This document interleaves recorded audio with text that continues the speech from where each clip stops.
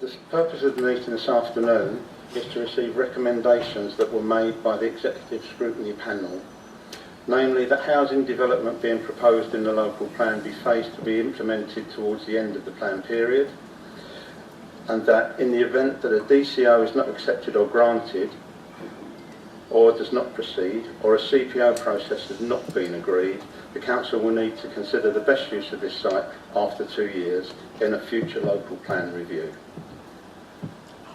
The recommendation will be that Cabinet recommend that Council agree to proceed with the draft local plan as recommended to Council on the 18th of January 2018, with a revised distribution of sites and other amendments set out in the 2nd of July report as option 2, and in the addendum at Annex 2 as amended by the recommendations of the Overview and Scrutiny Panel.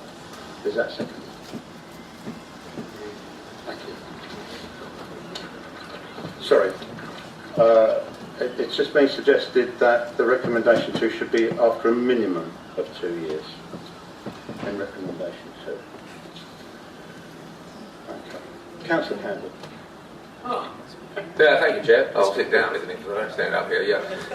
Can I? No, I won't, no. I think this is called an extraordinary because of the actual decisions that's going to be taken. I think that's what's extraordinary about this. I've got to be honest. What we're doing, there's a large brownfield site in the middle of Thanet that is not now going to be designated for housing requirement for locally houses within in Thanet, much needed housing in Thanet, and employment opportunities. It's unacceptable. The opportunity that this gives. Sorry, I've lost the plot a little bit here. Right. Yes. It's a perverse decision. Sorry, I've lost the plot. Councillor Messenger. Thank you, Councillor Bayford. Hopefully I won't lose the plot. I hope that, firstly, I hope that I'm glad that the Cabinet, is actually adopting the recommendations by Overview and Scrutiny. I'm pleased to hear that. As mentioned in Overview and Scrutiny, there were some changes to the text in the report, so some of us on the panel weren't able to review that because we hadn't realised there were changes. I just want to go back to that, if I may.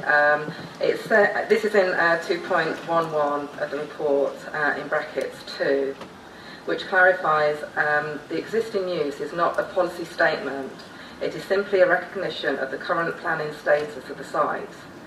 This also means that the current policy, EC4, and other related policies would not be continued or replaced with equivalent policies in the new local plan.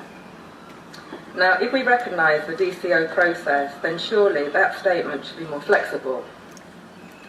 Perhaps by adding, so if I just reword the last part of that sentence, would not be continued or replaced with equivalent policies in the new local plan unless the DCO or a CPO is likely to be approved, and I'd like that to be considered by Cabinet before full Council.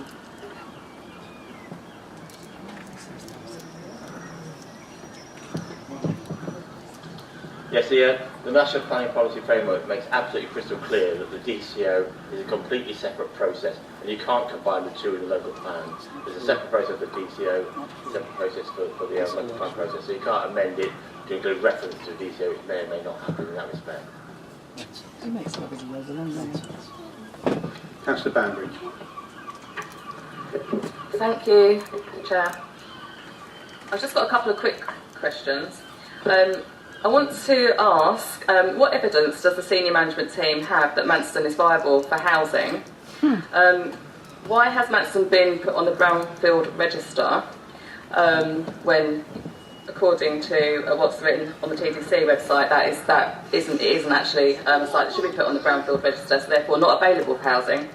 And now that the DCO has been resubmitted, why are we still refusing aviation policy, where PIMS wouldn't consider the application if there was no chance of aviation on that site?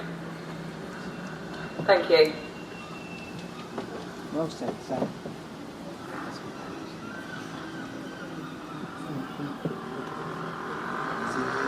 I'll take those questions in turn. Question 1, viability. We have had some viability work done on both options 1 and 2, and the general advice we've had from our consultants is that either would be viable. I just need to clarify something. That's called a whole plan viability statement. That is not an individual site viability, which is what you get potentially through a planning application. So that's one thing. Brownfield Land Register, that had to be up in place in December last year. At the time, the draft policy had been consulted on, showing that site as mixed-use development, and that's the basis on which it is on Brownfield Land Register at the moment. We'll be taking advice on that in due course. And the third question was in relation to DCO. Sorry, could you repeat that question? Yeah, sorry. Now the DCO has been resubmitted, why are we still refusing to put aviation policy into the draft plan, as PINS wouldn't consider this application if there was no chance of aviation use on that site? Okay, well, there are two things there. One is the application has been submitted, not accepted. And even if the application is accepted, that's not a decision. That's simply the application has been accepted for consideration. Councillor Lynn Fairbrass. Thank you. The primary risk is not having a well-evidenced plan. Any decision on the draft plan that runs counter to available evidence would be likely to fail at examination and also be potentially subject to judicial review. The risk assessment for the current option 2 states that it is not aligned with the Council's own evidence base and carries a higher risk of being found unsound. The Council must have a clear and credible route to a sound plan. Their conclusion on this point will be a significant factor in whether there will be further intervention. In the case of further intervention, we may have to use the new calculation that will increase the number by a further 3,100 or so houses, and would also, by Councillor Bayford's own words, cost the Council tens of thousands of pounds. The recommendation of officers is option 1, which I believe MHCLG also consider the best way forward. The current option 2 deletes any relevant policy for the airport site. It deletes CC4 in favour of recognising existing use. There is no existing use unless you count Operation Stack, which County Councillor Paul Messenger now suggests River Oak want to take over. This gives no protection whatsoever in its current form. The risk assessment says that the Council cannot justify, on the basis of its own evidence, having a no policy on the airport site. Previous advice from MHCLG has been not to delay for a DCO process, as a successful DCO will override any other policy. The original option 2 put forward and rejected in January at least protects for 2 years. It doesn't allocate 2,500 houses over greenfields and gives a sound policy decision on the site. Option 1 has been previously assessed and carries the main benefit that most of the housing is delivered on previously developed brownfield land as per national policy. The current option 2 results in the possibility of less sustainable options coming forward and is likely to place permanent pressure on local resources and infrastructure. Therefore, I would strongly ask Cabinet to recommend to Council that the option put forward in January, option 1, with a 2-year deferment to SP05, enables the DCO process to progress and is the safest way to not only give the airport a 2-year window of opportunity, but would also satisfy the inspector that we have a planned policy for the site. Let us be clear here, SP05 is a policy for mixed use. The houses allocated in the event that a DCO is unsuccessful are not featured until the end of the plan period, thus giving time to revise the plan at a later date and be able to think carefully where the remaining 2,500 houses should be allocated. There is no evidenced reason to allocate 2,500 more houses over greenfield land at this time. EC4 would carry the same declining weight with all options. Cabinet, the choice is yours. An option we know will be considered sound, or an option loaded full of risk, unsupported by any evidence base and with no policy basis to sustain it. I would remind you of the price of not making legally supported decisions.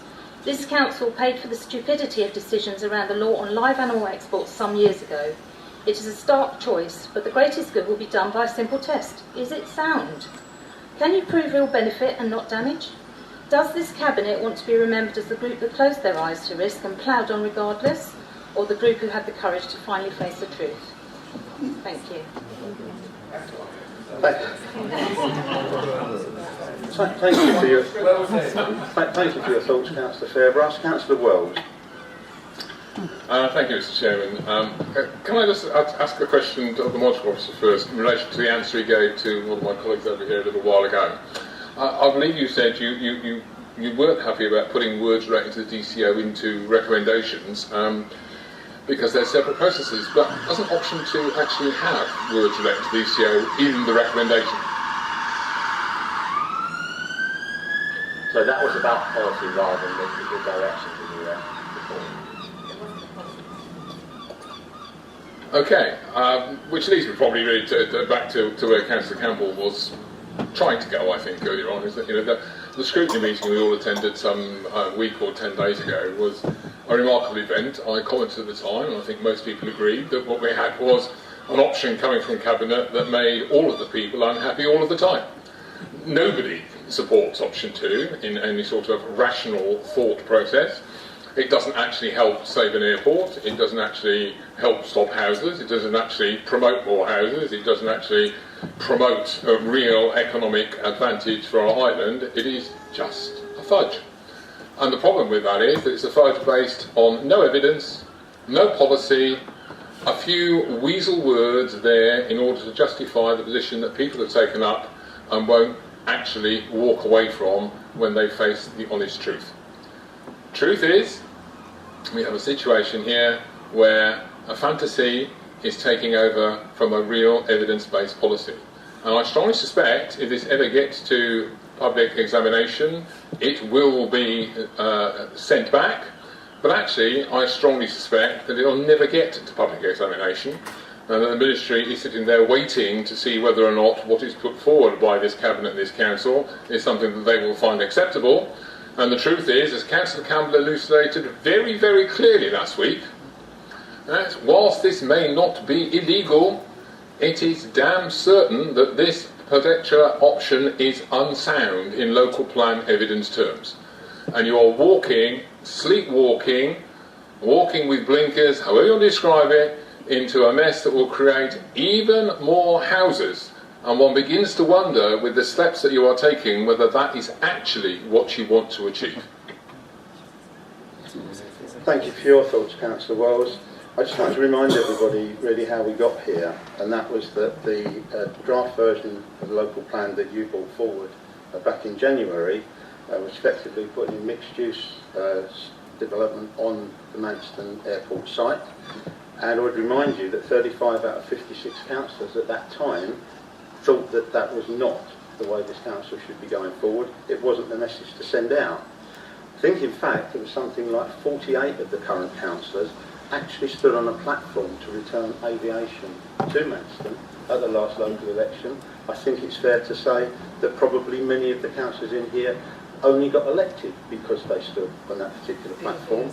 And in fact, far from what you're saying, Councillor Wells, I find it disappointing that there's a significant number of councillors that don't see fit to keep their promise to the electorate. So on that basis, this has been moved and seconded. Is it agreed? Agreed. Thank you. Thank you for attending.